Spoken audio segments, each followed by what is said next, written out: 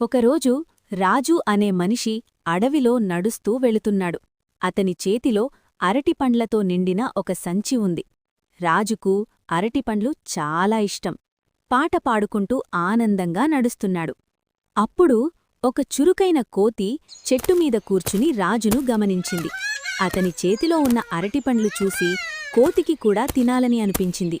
అచానక్కుగా కోతి చెట్టుమీద నుంచి దూకి రాజు చేతిలో ఉన్న సంచిని లాక్కుంది. అయ్యో, నా అరటిపండ్లు! అని రాజు ఆశ్చర్యంగా అరిచాడు.